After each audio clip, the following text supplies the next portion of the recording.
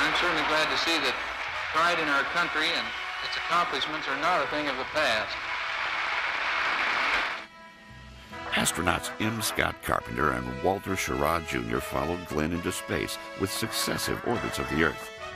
Then on May 15, 1963, Mercury astronaut Gordon Cooper became the first man to spend more than a full day in outer space.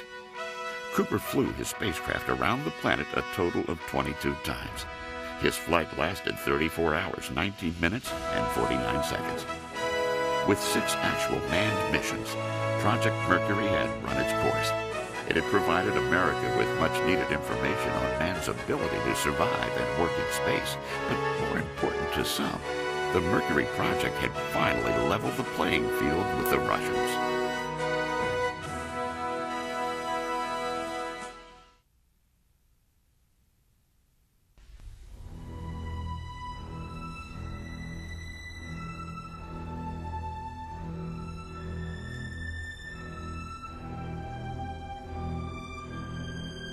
January of 1962 saw the birth of the NASA twins, or the Gemini project, named for its twin seed capsule. Designed as an interim project between that of Mercury and the Apollo missions, Gemini's objectives were as clear-cut as those of the Mercury program.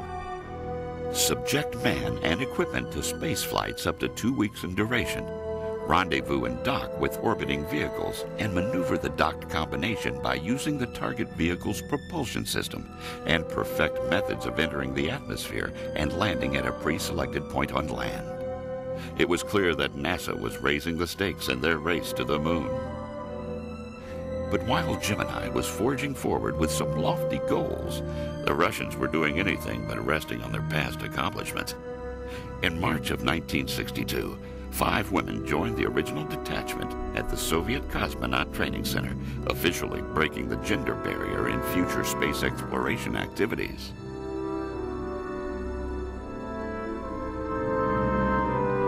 Between August 11th and August 12th of 1962, 2 Russian capsules lifted off from Earth, each carrying a human payload. On August 12th, the 2 spacecraft passed within 7 kilometers of one another. The 2 craft made radio and visual contact before drifting slowly apart. Another first for the Soviet space program. However, in addition to some much publicized successes, the Soviets also experienced a number of secret failures. Early attempts to soft land a camera module on the lunar surface ended in frustrating disappointment and the loss of a number of expensive spacecrafts. But while the Russians were experiencing some embarrassing and secretive losses, Gemini was moving forward, slowly. And then... We interrupt this program to bring you a special bulletin from Dallas, Texas. 3 shots were fired at President Kennedy's motorcade. November 22nd, 1963. Rifle shots roared through the air over Daley Plaza in Dallas, Texas. Memorial Hospital. Now, I am at the hospital. Fitzgerald Kennedy is dead. Their target? The man many consider to be the space program's greatest advocate. The man responsible for setting America ablaze with space fever. The man, John F. Kennedy, the President of the United States, was dead. And a great nation was now reeling from the loss.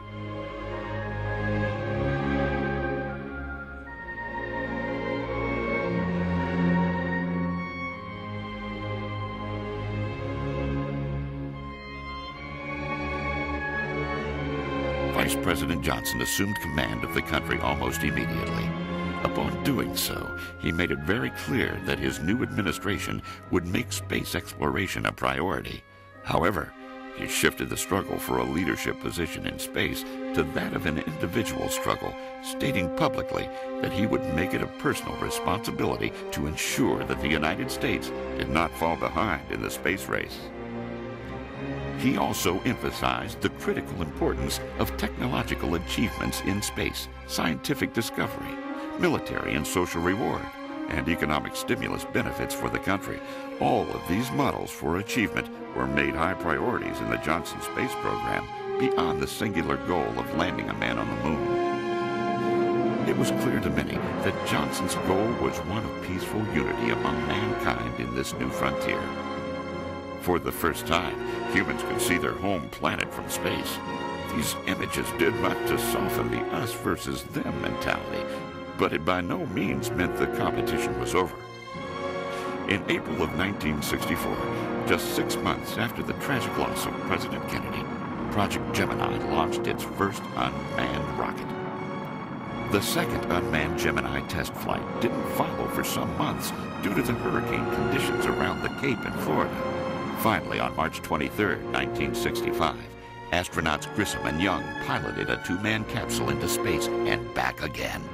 It was a great coup for the American space program. But the Russians continued to surprise and fascinate the world.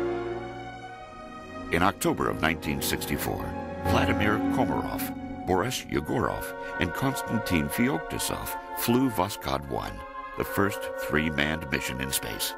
Then in March of 1965, cosmonauts Pavel Belayev and Alexei Leonov flew Voskhod 2 for the Russian space program.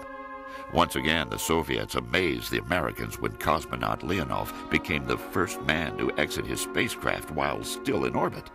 The spacewalk lasted only 20 minutes, and since his spacesuit had expanded somewhat, Leonov actually had to release air from his suit in order to re-enter his spacecraft. The Gemini project wasn't without its mishaps either. In March of 1966, astronauts Armstrong and Scott were testing a maneuvering thruster aboard Gemini 8 when they experienced a thruster malfunction that sent the spacecraft tumbling into the vastness of outer space. Armstrong and Scott were able to use their re-entry thrusters to regain control of the craft, demonstrating the ability of the astronauts to think quickly, improvise, and adapt to adverse conditions. However, it was a setback the mission never expected. The two astronauts were nearly lost forever. America didn't log its first spacewalk until June of that same year. 30. Looking. Perfect. Predicted cutoff time, 11 plus 37.